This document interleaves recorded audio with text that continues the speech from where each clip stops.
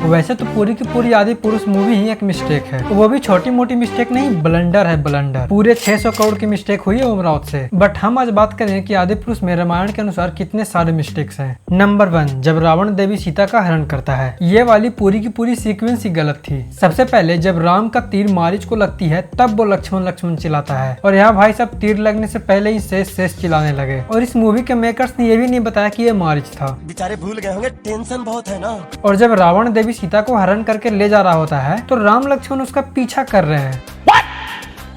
ये सीक्वेंस भी पूरी तरह से गलत था भाई। एक्चुअली में हुआ ये था कि जब तक राम और लक्ष्मण कुटिया में वापस आते हैं तब तक रावण देवी सीता को बहुत दूर ले जा चुका था। उसके बाद राम जी कितना रोए थे ये कौन दिखाएगा। वो पेड़ पौधों से, फूल पत्तियों से, पंछियों से, जानवर से, नदियों से, इन सब से सीता का पता पूछते पूछते कितना रोए थे। और वैसे ही चलते चलते जब वो जटायु से मिले तब उन्हें पता चला कि रावण ने सीता का हरण किया है। और आदि पुरुष में ये पूरा का पूरा सीक्वेंस ही बदल दिया गया है। कम से कम इस पूरी सीक्वेंस को एक इमोशनल सॉन्ग में ही दिखा देते। और जो मेरे को सबसे बुरी चीज लगी इस पूरे मूवी का वो है इसका क्लॉथिंग सेंस या कॉस्ट्यूम डिजाइन। भाई रावण कम WWE टाइटल जीता हुआ औरंगजेब लग रहा था,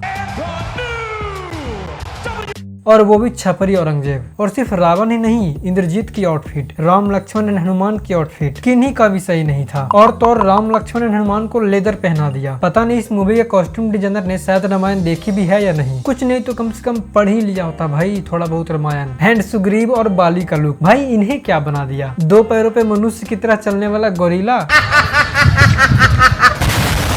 और अब ये वाला सीक्वेंस जब सबरी श्री राम और लक्ष्मण से मिलती है, एक्चुअली में ये पूरी की पूरी स्टोरी बहुत इमोशनल होना चाहिए था, क्योंकि सबरी श्री विष्णु की बहुत बड़ी डिवोटी थी और उसे पता था कि श्री राम विष्णु के अवतार हैं। और उसने एक्चुअली में वेलकम के लिए कितने तैयारियां की थी। बट यहाँ तो लक्ष्मण ही उनका वेलकम कर रहे हैं, वो भी तीर धनुष के साथ। और मेरे को ये बताओ कि सबरी का डेथ ऐसे हुआ था क्या, और उसके मरने के बाद उसके अंदर से 22 साल की सबरी निकल के राम जी को आगे का रास्ता दिखाई थी। मतलब कुछ भी लिखे जा रहे थे यार इसके राइटर्स क्रिएटिव लिबर्टी के नाम पर। और मेरे को एक बात और जाननी है कि श्री राम और देवी सीता क्या जंगलों में से गाना गाते थे। और माना कि ये आपकी सोच थी, बट यार सोच जरा सही रखो ना, वो भगवान है हमारे लिए, आप उनको ऐसे नहीं दिखा सकते। रामायण एक इपिक थी, इपिक, और उसे आपने एक टिपिकल बॉलीवुड मूवी बना दिया। Now next one, Hanuman ji जब लंका जाते हैं तो समुद्र में जो रुकावटें आती है वो कहाँ है भाई। वहाँ हनुमान जी का परीक्षा लिया जाता है, वो वाला सीक्वेंस कहाँ गया, वो ही भूल गए। बेचारे भूल गए होंगे, टेंशन बहुत है ना।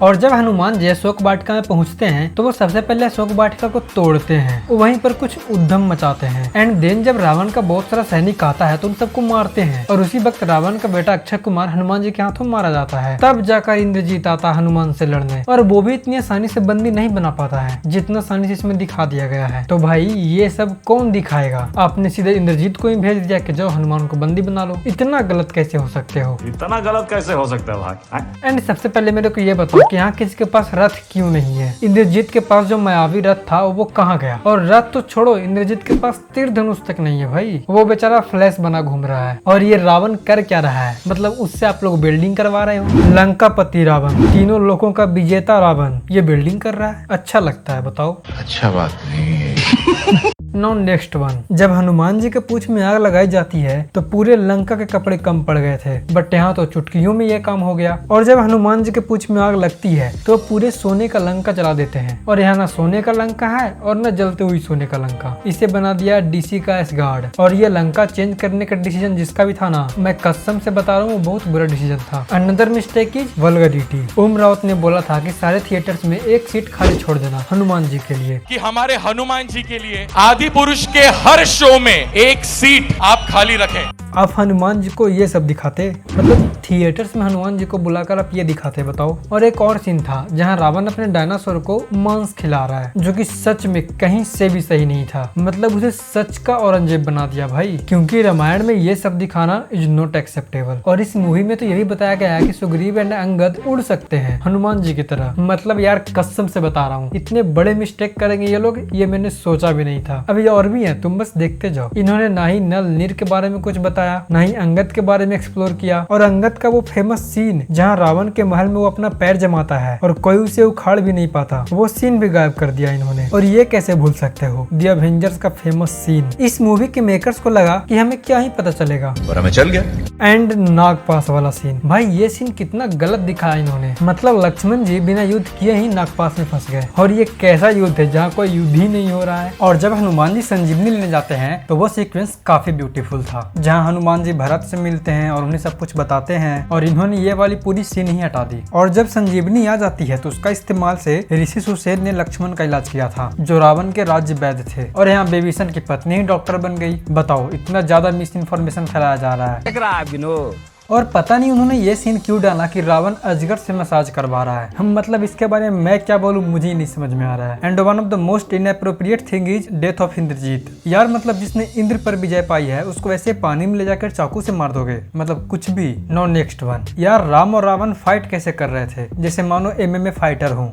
Just won the belt, and now how about these guys? Well, one thing that Nate has to be considering is the weight.